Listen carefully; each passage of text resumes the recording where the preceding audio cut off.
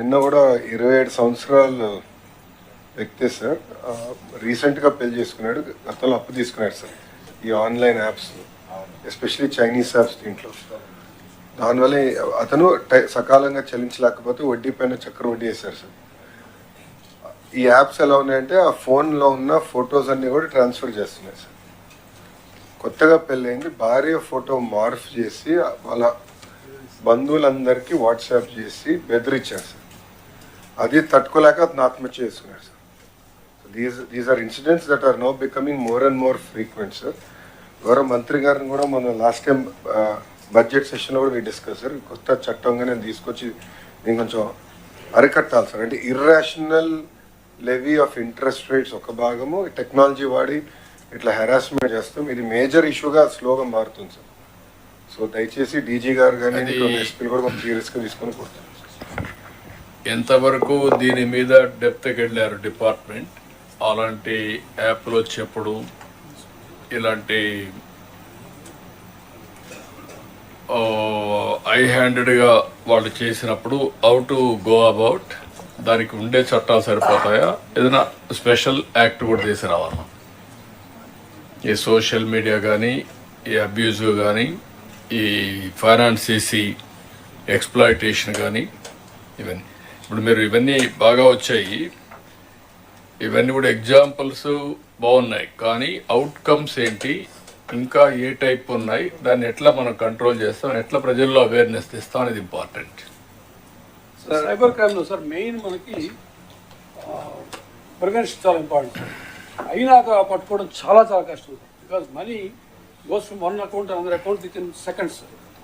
Most of the times what is happening, what we observe sir, the amount goes from a savings bank account like our account to a current account. A current account holder mule account పెట్టుకుంటాడు సార్. అక్కడ 1 crore 2 crores వరకు limit పెట్టుకుంటాడు. అది within no time it goes away into other accounts. నేను ఏమంటానంటే your right, కానీ prevention, real time ఎట్లా డిటెక్ట్ చేయడం, సిమిలర్ క్రైమ్స్ మళ్ళా జరగకుండా ఎట్లా కంట్రోల్ చేయడం. Sir, Harish here, sir. Sir, I have studied these issues in detail, sir. Particularly this loan apps. Sir. In our state, sir, all these apps are illegal apps, mostly Chinese apps. They are operating from foreign countries, circulating these apps through the local organizers, sir. That's one aspect, sir. Then when the people take small loans, say, even for example, Vizag case where this fisherman has committed suicide, he has taken only 2,000 rupees. And our entire his data is being stolen and being migrated to China and other places. And these people are misusing that data. How they are misusing is through the network of these collection agents again, sir.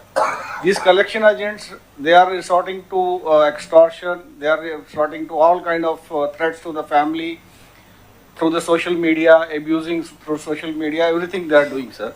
In our state, sir, we don't have right now any database of how many these apps are there, how many these organizers are there, how many collection agents are there. So I have put my teams on the job, sir. Another 15 days I will be able to do, but police department may have to chip in to get this. And then how many cases have been registered so far in last year and 5 years, sir? How many people have suffered, how many people have become the victim? We have to get the information from them, sir.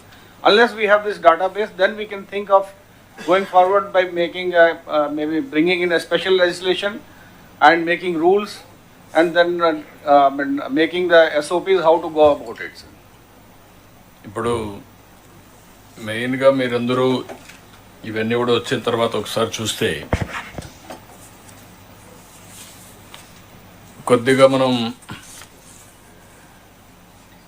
మీరు outcomes కూడా 6 months మనకు వచ్చుంటే ఒక idea వచ్చేది, where we are lagging behind, what type of crimes. Then ఫర్దర్గా if it drill down, then will get some ideas. దీన్ని టోటల్గా స్టేట్లో క్రైమ్ని అనలైజ్ చేయడానికి, అదే మరిగా అనలైజ్ చేసి what type of new crimes, cyber crimes are coming, bank ద్వారా కానీ, యాప్లు కానీ, లేకపోతే వేరియస్ టైప్ ఆఫ్ చీటింగ్ కానీ, ఇవన్నీ కూడా కంట్రోల్ చేయాల్సిన అవసరం ఉంది. దీన్ని 3 types కింద, 3-4 categories కింద డిపార్ట్మెంట్లో 1-2 టీముల్ని మనం క్రియేట్ చేయాలి. ఒకటి domestic knowledge, domain knowledge, that is police, how things are happening.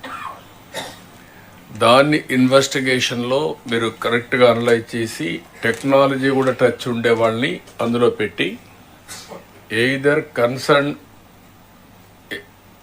పోలీసులోనే technology experts ఉంటే దట్ ఈస్ ది బెస్ట్. ఒకవేళ లేకపోయినా బయట కూడా మనం అవుట్ సోర్సింగ్ చేసుకొని రెండో పెట్టి, one is as you rightly mention యాప్లు కానీ cyber frauds, that is one area. Second area ఇప్పుడు సీసీటీవీ కెమెరాస్ మనం అనుకున్నాం.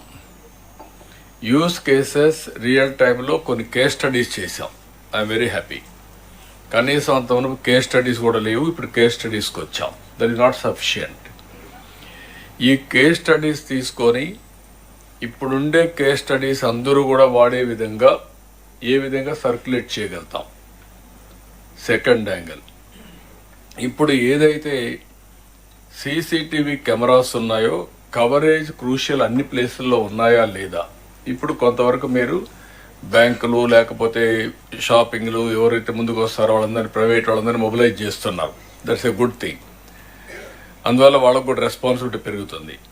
అదే సమయంలో క్రూషియల్ ప్లేసెస్, ఒక టెంపుల్, ఒక స్టాచ్యూ ఆర్ గ్యాప్లు, అక్కడ మనం సీసీటీవీ కెమెరాలను పెట్టి, అది కూడా various types of CCTV cameras వస్తున్నాయి. ఒకటి ట్రాఫిక్లో వచ్చే డ్రంక్ డ్రైవర్ ఇది కానీ, లేకపోతే స్పీడ్లో పోవడం కానీ, సీట్ బెల్ట్ లేకుండా పోవడం కానీ, ఇలాంటి వేరియస్ ఇష్యూస్ వస్తున్నాయి.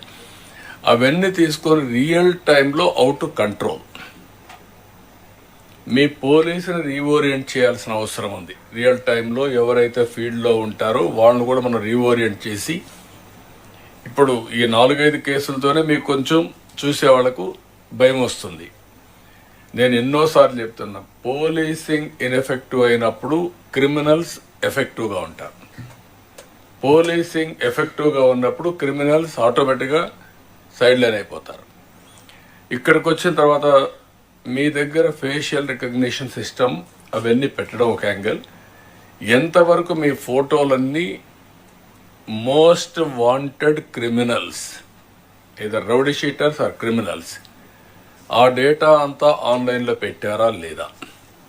ఇవి పెట్టుంటే రియల్ టైంలో మనం ఎంతవరకు ట్రాక్ చేయగలుగుతున్నాం వెహికల్స్ని కూడా, వాడు పోయేటప్పుడు క్రైమ్ని కంట్రోల్ చేయడానికి రియల్ టైంలో ఎంతవరకు చేయగలుగుతున్నాం.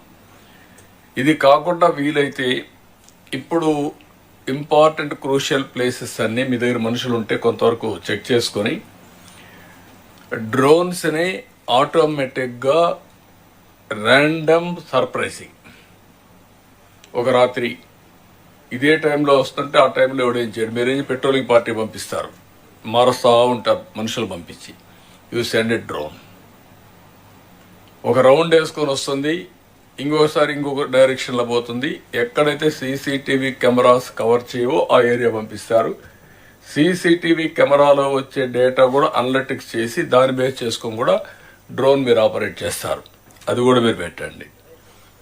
అదే మరి యాక్సిడెంట్స్ కూడా మొత్తం నేషనల్ హైవేస్ ఇప్పుడు కొన్ని హాట్ స్పాట్స్ ఉన్నాయి. ఆ హాట్ స్పాట్స్లోనే యాక్సిడెంట్లు అవుతూనే ఉన్నాయి. ఆ rash driving, drunk and driving, ఇష్టానుసారంగా పోవడం, కేర్లెస్, ఇవన్నీ ఉన్నాయి. ఇవన్నీ చేసి ఆ బిహేవియర్ని బేస్ చేసుకొని డ్రైవర్ని కంట్రోల్ చేసి కస్టడీ చేసుకునే పరిస్థితి రావాలి. ఆ నెంబర్ ప్లేట్స్ రికగ్నిషన్ కానీ వేరియస్ థింగ్స్ మీరు తీసుకురావాలి. ఇలాంటివి నేను కొన్ని విషయాలు మీకు చెప్తున్నాను. ఇవి జిల్లా లెవెల్లో ఎస్పీలు, అవసరమైతే అప్పుడప్పుడు కలెక్టర్స్ కూడా, లేకుంటే పాలిటీషియన్స్ కూడా, we have to educate people. మానసికంగా మనుషుల్లో మార్పు రాకుండా మనం ఎడ్యుకేట్ చేయకుండా కొడితే మాత్రం దానివల్ల పెద్ద ఫలితాలు రావు. మనం ఈ యూస్ కేసెస్, చిన్న పిల్లలు చంపేశారు, అది మనం ఎక్స్పోజ్ చేయగలిగితే ప్రెస్ కాన్ఫరెన్స్ డీజీపీ ఆఫీస్లోనూ లేకుంటే హోమ్ మినిస్టర్ మీరంతా పెడితే then it will have a impact. ఒకవేళ అవసరమైనప్పుడు once in a month I will have some press conferences, జిల్లాలో పోయినప్పుడు మాట్లాడతారు, డిప్యూటీ సీఎం అందరం కూడా మాట్లాడితే ఏమవుతుందంటే పబ్లిక్లో ప్రిపేర్నెస్ వస్తుంది, అవేర్నెస్ వస్తుంది, భయం వస్తుంది, రెండోది మార్పు కూడా తీసుకురావచ్చు. ఈ రెండు కూడా ప్యారలల్గా తీసుకుపోవాల్సిన అవసరం ఉంది. ఎందుకంటే లా అండ్ ఆర్డర్లో కొత్త పోకడలు వస్తున్నాయి. ఒకప్పుడు లా అండ్ ఆర్డర్ ఒక రకమైన క్రిమినల్స్ ఉండేవాళ్ళు. ఈరోజు క్రిమినల్స్ కూడా ఇంటెలిజెంట్ క్రిమినల్స్, సైబర్ క్రిమినల్స్ తయారయ్యారు. ఇవి వచ్చినప్పుడు మీరందరూ కూడా పర్ఫెక్ట్గా దీనికి వస్తే తప్ప ఇవన్నీ కూడా సాధ్యం కాదు. దీన్ని మనం న్యూ ఛాలెంజెస్ వచ్చినప్పుడు new ways you have to move forward.